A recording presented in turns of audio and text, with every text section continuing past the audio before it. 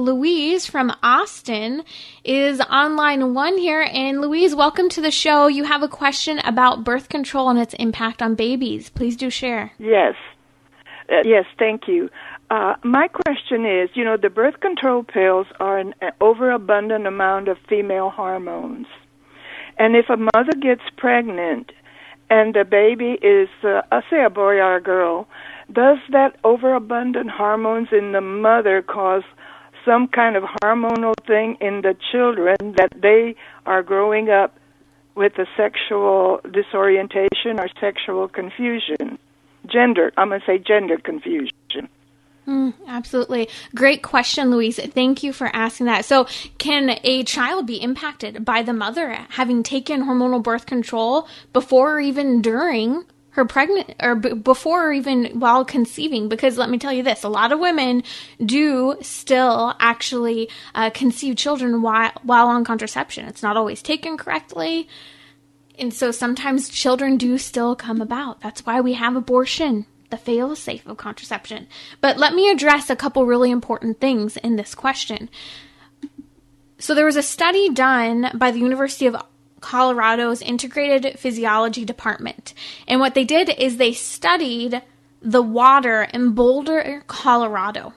What they saw is that there were trace amounts of contraception in the water supply there in Colorado. Now, the trace amounts were from what? From women who have been taking hormonal contraception and from the waste, right, from using the restroom that has now gone into our water supply. And so there's this huge concern about there being an increase in hormones in our water that we drink and the water that we swim in and so on. And so what was shown in that study that came out of the University of Colorado were a few shocking things.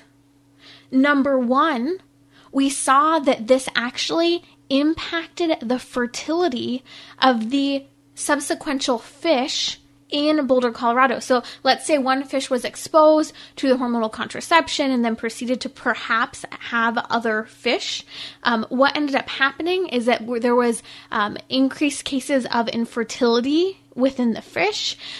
There were increased issues with eggs within the fish, whether or not they were present or the quality was good. But then also there was this increase in hermaphrodite fish that you couldn't tell were male or female and so forth. And so a lot of these studies have been done in relation to the human person. Is our use and confusion of hormones while the baby is in utero and being conceived impacted? And actually the answer is yes. When a female child in particular is conceived, that female child's hormonal makeup the hormonal makeup in the womb can impact the quality and quantity of eggs. Did you know that a baby is born with a quantity of eggs that it will have for life? Did you know that? And this is why health while you're pregnant is so important. Why contraception has a generational impact. We often talk about generational sin as Catholics and how one person's decision can trickle into many family members down the line of that family. Well, so can our health consequences as well. And contraception is one of them. And there are clear links between this confusion about gender identity and sexuality with an imbalance with regard to hormones. There are also links to various types of anxiety medication that was taken very commonly back in the 60s, or even diet pills that were taken during pregnancy back in the 60s and so forth, that also impact children in utero and their hormonal makeup. And there are links showing this tendency at times where some of these people who were conceived with or even in utero with these hormones present, they actually have shown, for example, in the men, increased effeminacy in their behavior and their body type at times. And among women, it's impacted their fertility as well.